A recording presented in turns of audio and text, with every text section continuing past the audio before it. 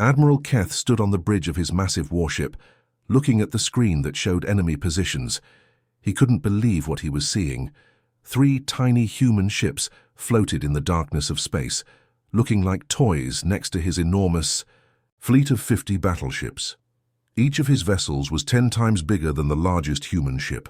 His weapons could turn planets into dust. His shields could stop anything these primitives could throw at him. The sight was so ridiculous that Keth almost smiled. These humans had to be completely insane. Maybe their brains were too small to understand numbers, 50 against 3. It wasn't even a fair fight. It was like watching ants challenge elephants. The communications officer, a young man who had served the Empire for 5 years, looked up from his station. His face showed confusion mixed with amusement. "Sir, we're getting a message from the lead human ship. They want to talk." Keth nodded. This should be entertaining. Maybe they wanted to beg for mercy. Maybe they had finally realized how hopeless their situation was. The Empire had conquered thousands of worlds. They had crushed species that were far more advanced than these humans. This would be over in minutes. The main view screen lit up, showing the inside of the human ship. Keth expected to see a primitive bridge, maybe some scared faces. Instead, he saw something that made him pause. The human bridge looked clean and organized. The crew members moved with purpose, not panic. Strange. In the center of the screen stood a human male who looked to be in his 40s. His uniform was simple but well made. His black hair was neat and his dark eyes were steady. This was Captain Lee, though Keth didn't know his name yet. What struck the Admiral most was the human's expression. Lee didn't look afraid. He didn't look angry either. He looked sad, like someone who had seen too much death and didn't want to see more. Lee spoke in a calm voice that carried clearly across space. "This is your only warning. Turn around and leave this system. We don't want to hurt you." The words hit the Imperial bridge like a physical blow. For a moment, nobody moved. Then the laughter started. It began with one junior officer and spread quickly across the bridge. Soon dozens of Imperial soldiers were laughing so hard they could barely stand.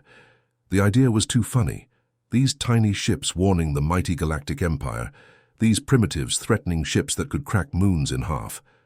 But Keth wasn't laughing. Something about the human captain's tone bothered him. Lee had spoken like someone giving honest advice, not making empty threats.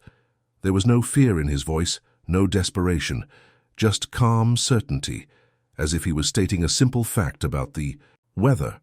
Keth raised his hand and the laughter stopped immediately. His crew knew better than to ignore his signals. The Admiral leaned forward in his command chair, studying the human on the screen. "Primitive species, you are vastly outnumbered. Surrender immediately or face annihilation." As he spoke, Keth's tactical display updated, with more information about the human ships. They were small, barely larger than Imperial shuttles.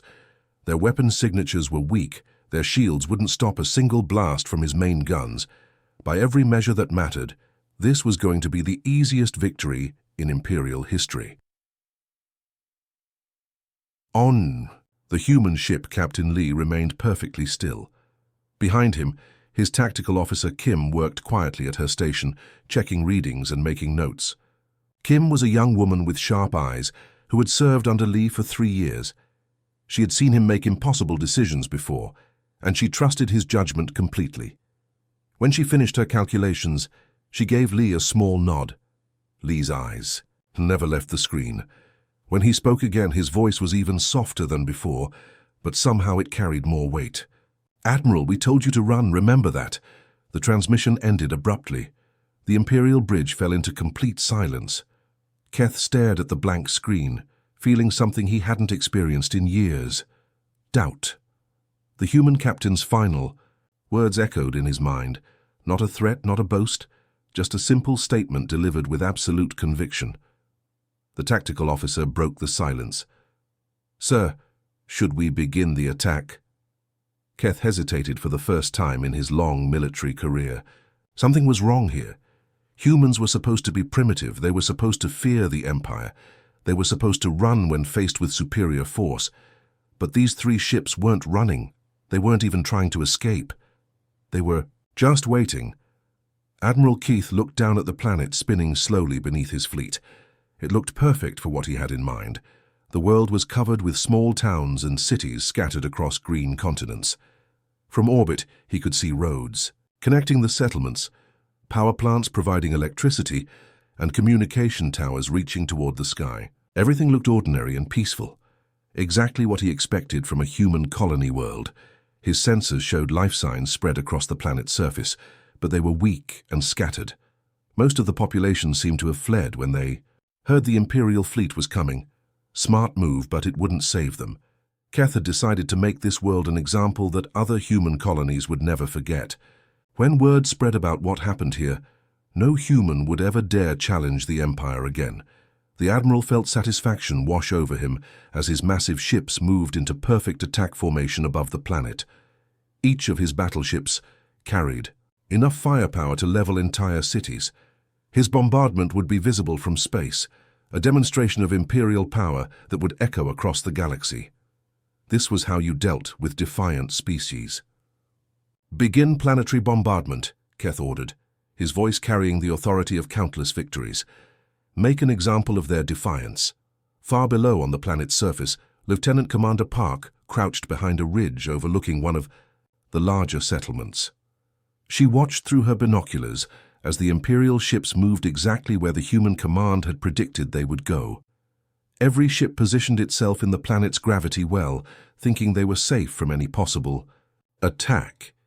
Park had spent months studying Imperial tactics, and she knew they always used the same approach when attacking colony worlds. The Imperial fleet was now trapped, though they didn't know it yet. Park activated her communicator, speaking in the calm voice that all human military personnel were trained to use during combat operations. "Commander Han, they're in the gravity well. All units, execute Gambit 7. As soon as Park spoke those words, something impossible happened. The settlements below began to flicker like old television screens with bad reception. Buildings wavered and became transparent. Roads disappeared and reappeared. Entire city blocks turned into empty grassland, then back into urban areas. Within seconds, all the towns and cities that the Imperial fleet had been preparing to destroy simply vanished, leaving nothing but empty countryside. The settlements had never been real. They were sophisticated holographic projections, three-dimensional images so detailed that even Imperial sensors couldn't tell the difference. Human engineers had spent 2 years perfecting the technology, creating fake cities that would fool any scanning system. The life signs the Imperial fleet had detected were just as false, generated by hidden machines broadcasting fake biological signatures into space. But the real surprise was still coming. Behind the planet's moon, where no Imperial sensor could detect them, Admiral Song's defensive fleet had been waiting in complete silence. 50 human warships hung motionless in the moon's shadow, their engines cold and their weapons powered down. Song was a veteran commander who had fought against alien pirates for 15 years before the Empire arrived in human space. She understood. That patience was often more valuable than firepower. Song's ships were nothing like the Imperial vessels. Where Imperial ships were massive and heavily armored, human ships were sleek and fast. Where Imperial weapons relied on brute force, human weapons were designed for precision.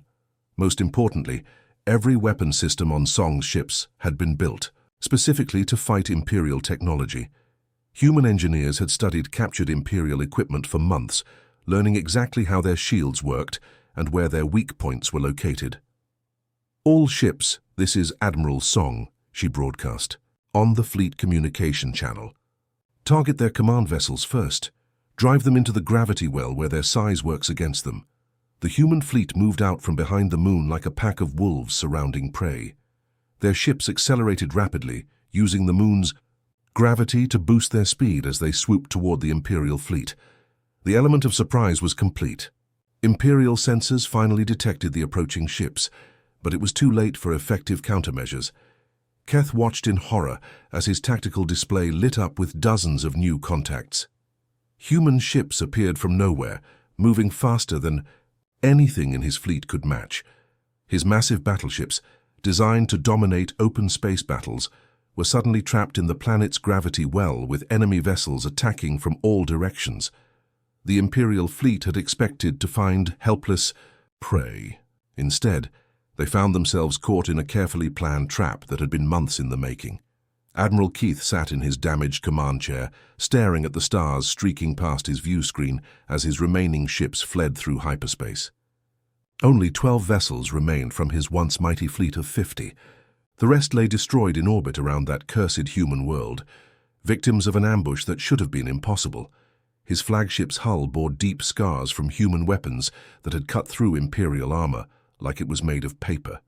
Emergency. Lighting cast strange shadows across the bridge, and the smell of burned electronics filled the air. Half his crew was dead or wounded, and the survivors moved with the mechanical precision of people in shock. But they had escaped. That was what mattered. Keth told himself that the humans had simply gotten lucky.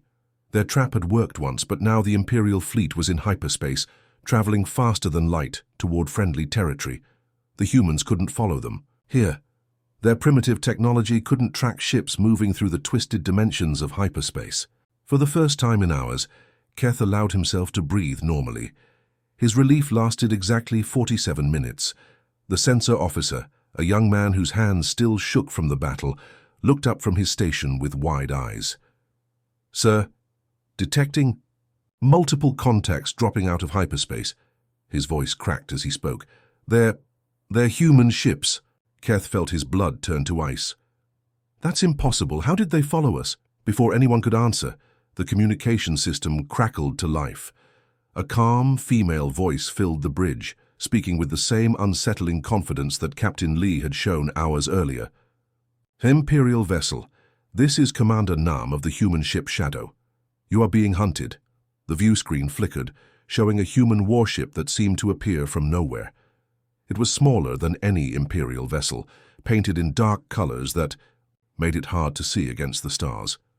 This was Nam's stealth frigate, designed specifically for tracking and hunting enemy ships through hyperspace. Nam herself was a specialist in pursuit tactics, a woman who had spent 5 years learning how to follow fleeing enemies across the galaxy. Keth's tactical officer tried to lock weapons on the human ship, but it vanished before he could get a clear target. "Sir, it's gone. I can't track it." That was just the beginning. Over the next several hours, human ships began appearing around the Imperial fleet at carefully planned intervals. Never more than 3 or 4 at a time, never enough for a major battle, but always enough to pick off 1 or 2 Imperial vessels before disappearing back into hyperspace. Each attack followed the same pattern. Human ships would appear suddenly, strike with devastating precision, and vanish before the Imperial fleet could respond effectively. They targeted engines to slow down Imperial ships, then weapons systems to leave them defenseless, and finally, life support to force surrender. It was surgical, efficient, and terrifying. What made it worse was how the human weapons seemed to learn during each fight. Imperial shields that blocked the first few shots would suddenly fail against later attacks. Energy weapons that Imperial armor resisted at the beginning of a battle would cut through the same armor like butter by the end. It was as if the human weapons were studying Imperial defenses and adapting in real time, Captain Yoon commanded. The human tactical analysis ship following the Imperial fleet. She was a quiet woman with sharp eyes who had dedicated her entire career to understanding how the Empire fought. Her ship was filled with computers that analyzed every Imperial maneuver, every weapon discharge, every defensive pattern. Yoon's team had spent 3 years studying captured Imperial equipment and battle recordings, learning everything there was to know about Imperial military doctrine. "They're trying Formation Delta 7, Yoon reported to the other human ships. "Counter, with approach Gamma 2. They'll respond with emergency jump protocol, so have intercept ships ready at coordinates I'm sending now." The Imperial fleet did exactly what Yoon predicted. They attempted Formation Delta 7, were countered by human ships appearing in perfect position to exploit the formation's weakness, and then tried to escape using emergency jump protocol. But human ships were already waiting at their destination, ready to continue the hunt. Keth watched his fleet being systematically destroyed and felt something he had never experienced before: helplessness. "How are they predicting our every move?" he demanded of his staff. "How do they know our formations better than we do?" His tactical officer had no answer. The communication officer suggested that humans might have spies in the Imperial fleet. The navigation officer thought they might have developed some kind of mind-reading technology. But none of these explanations felt right. The truth was simpler and more terrifying than any of them could imagine. Admiral Keith and his remaining officers sat in the human shuttle, their hands bound but not painfully tight. They had expected to be thrown into dark prison cells or dragged to torture chambers where humans would try to extract Imperial military secrets. That's what the Empire did with captured enemies. That's what every civilized species did during wartime. Instead, Captain Cho treated them almost like guests.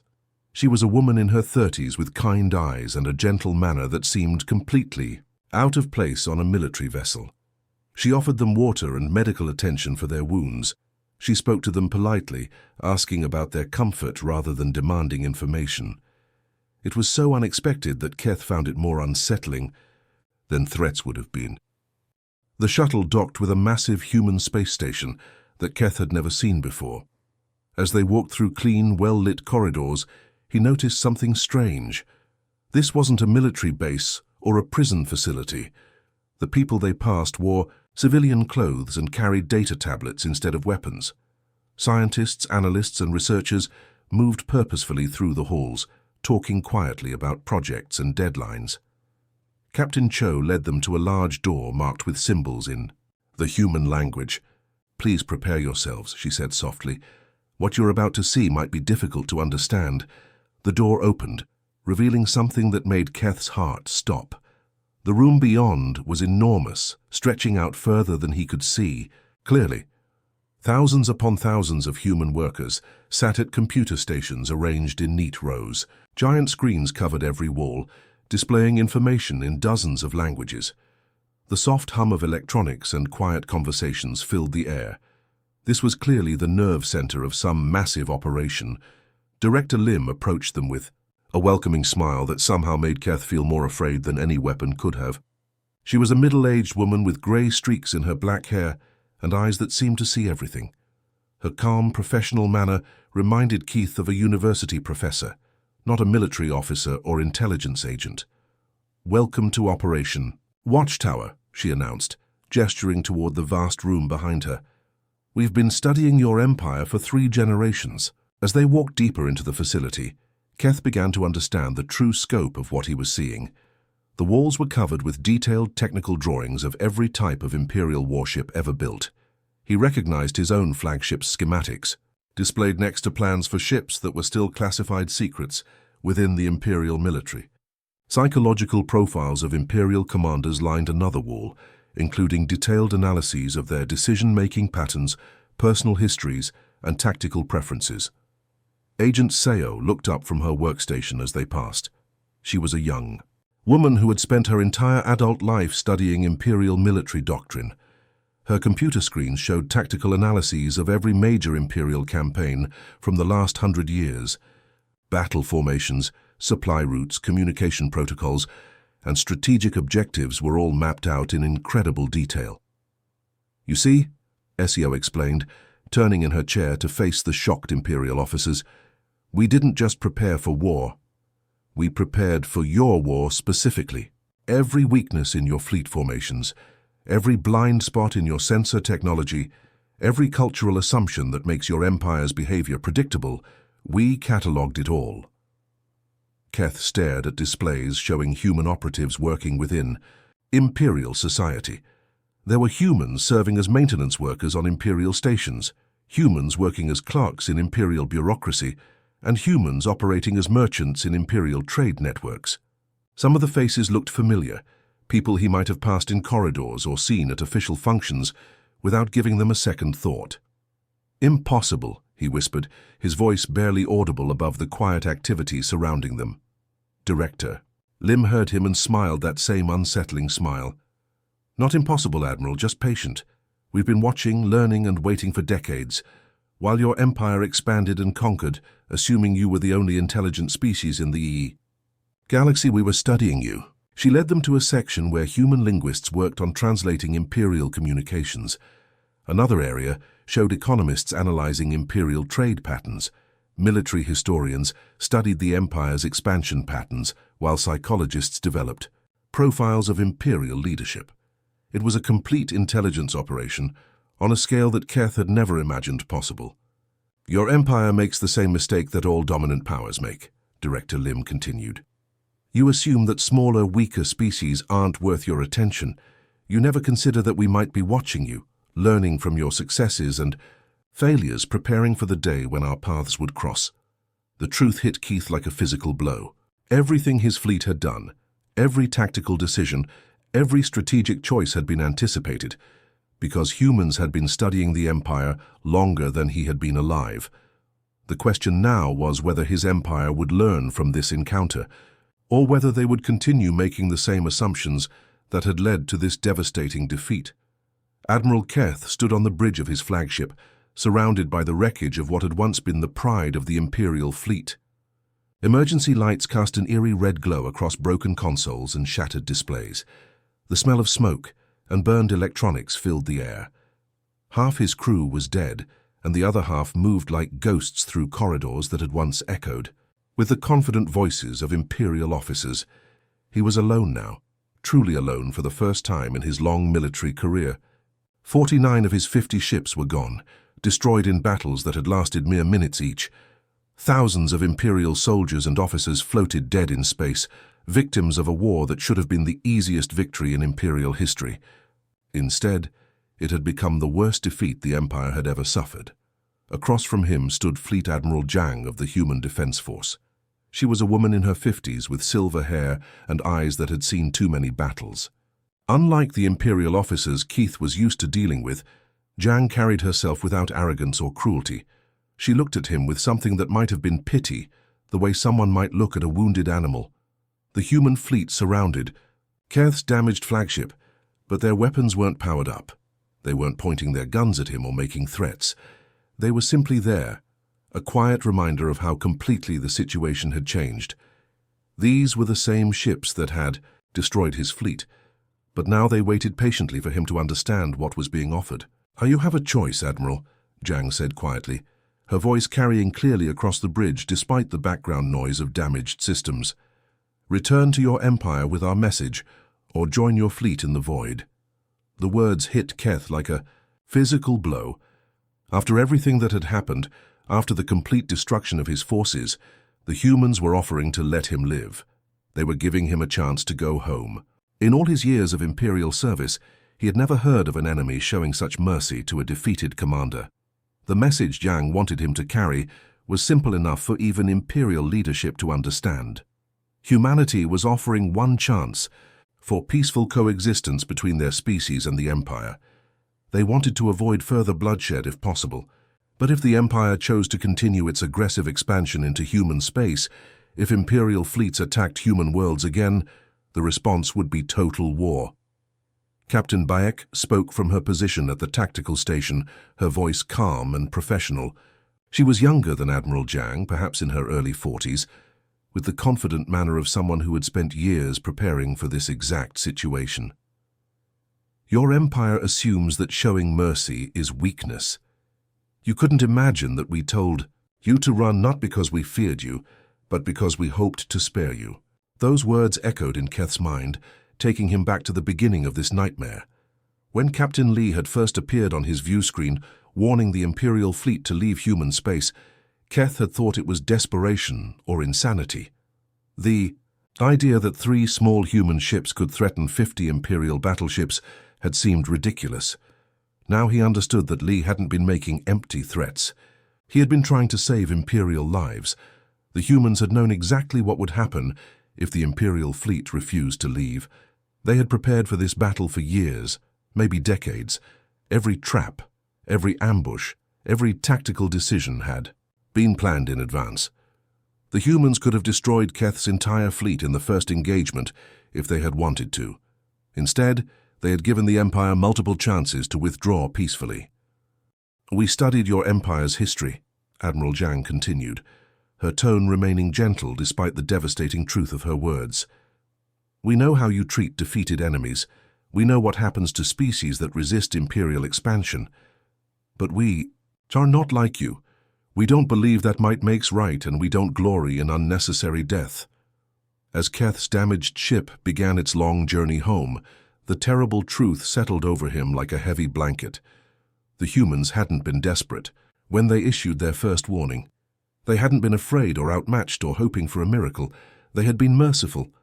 They had genuinely wanted to avoid the slaughter that followed. Commander Yu's voice crackled over the communication system as the human fleet prepared to let the Imperial flagship leave.